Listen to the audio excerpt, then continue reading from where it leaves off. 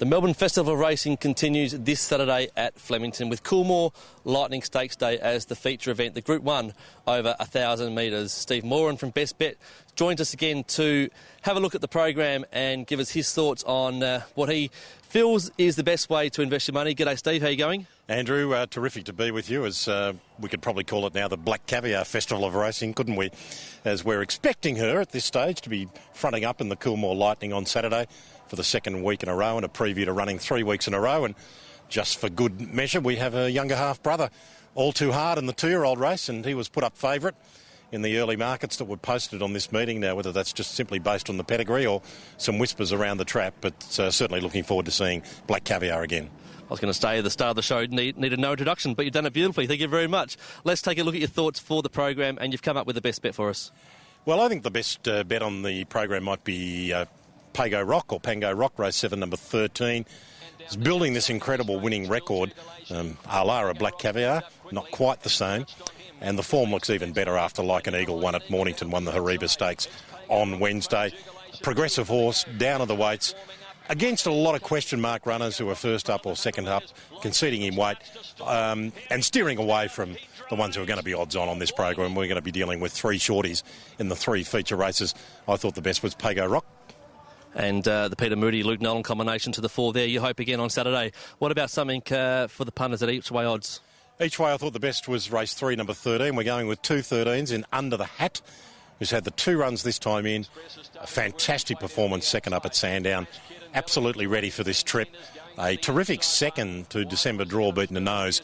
Just shines like a beacon in the form guide when you look at this horse. I think he'll still be backable value. There's some depth in the race, and there looks to be a bit of speed, which will suit him as well. I'm pretty keen on him each way. Race 3, number 13, Under the Hat. And we all like a bit of value, and I know you do too, Steve, and you often find that through your best bets tips. And what have you done for us this weekend at Flemington on Lightning Stakes Day? Well, I'm hoping the value, Andrew, might be race 1, number 4, At the Tap for Kenny Keys, a 2-year-old. He's had the one run, was ostensibly unfancied at Caulfield. Comes through that same race that Formidable contested, showed a bit of pace, hung on reasonably well, and Craig Williams stays aboard. I'm just reading between the lines that this youngster might strip a bit fitter. There's a few question marks in the race, a few queries on horses, just how well they're going. And this will be probably $16, $17, and I think it might be worth having something on At the Tap in the opener.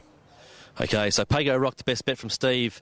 The best each way is Under the Hat, and At the Tap, the one at odds for Steve. Now, as we mentioned earlier, it is Coolmore Lightning Stakes Day, Group 1 level over 1,000 metres.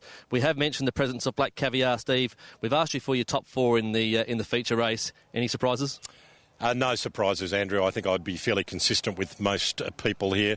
Numbers 7, 2, 9 and 3, Haylist. The second pick, I'm not one of these people that's queried Black Caviar in any sense in terms of what she's beaten, but this is a terrific lineup this weekend. Haylist, in my opinion, would be every bit as good as a Rocket Man. He, of course, had 9 runs last season for 4 wins. The 4 occasions he was beaten were behind Black Caviar. 3 of those were seconds. Every one of them on dead-rated tracks. They were pretty good tracks, but they were dead-rated. He's won 9 of 10 on top of the ground, Haylist. Genuinely firm track on Saturday might make it interesting.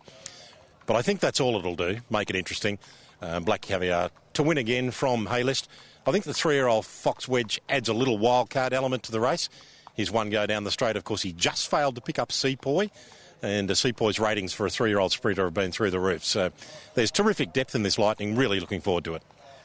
We know you've tipped Black Caviar, but just your thoughts on the 1,400 back to the 1,000. We don't see it very often, but we don't see a horse like Black Caviar very often either, do we? No, we certainly don't. And I think up until now, Peter Moody has managed this mare so brilliantly. And I think the majority of the time, based on his gut instinct, he pulled the plug in Brisbane, of course. I think that was based on his instinctive feeling as a horseman. I think if he chooses to run on Saturday, he's going with his instinct again, and I wouldn't question it for a moment.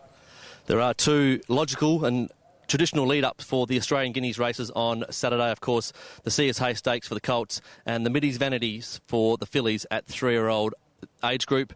Steve, let's go to the C.S. Hay Stakes. What are your thoughts on the 3-year-old Group 3 race? Well, it's hard to go away from Helmet. We've got 2 shorties in these races, Helmet and Mosheen.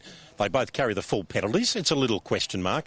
They do occasionally get beaten carrying the full penalties. There isn't really a recent precedent. And Achiever got beaten last year carrying the full penalties, but he didn't really go into the race with the credentials of Helmet. He's trialled well. I think he'll be simply too good for the opposition here. A couple of others of interest in the race. Certainly De Circles is one who's had there's a couple of runs under his belt. He's got the match practice. The 1400's no issue, but I think Helmet will be winning. And you've given us a little bit of a teaser as to maybe the way you're going to go in the fillies race. Have you measured up the girls in the Middies Vanity? Well, she should win again, Machine, really, despite the penalties. And we've seen a return to racing. We saw her win so emphatically first up. And really, her record's outstanding, but for bumping into Atlantic Jewel and then taking on the older mares in the Group 1 mire, she is a top-class filly. She should win again. To me, the wildcard runner is Angel of Mercy down from Sydney, who I thought had no luck at all when well backed last start. And it might be the one to provide some testing material to Machine, but I think the two shorties will win. Boring and dangerous if you back them, but there are other betting options on the program. So Black Caviar, Helmet and Machine. Not under Steve's value tips for the weekend, but certainly his best. In the three features, of course, Coolmore Lightning Stakes Day at Flemington. Thank you, Steve, from Best Bets, for joining us, looking at the program, and we hope you can make it out to Flemington on Saturday to see Black Caviar aim for 19 straight.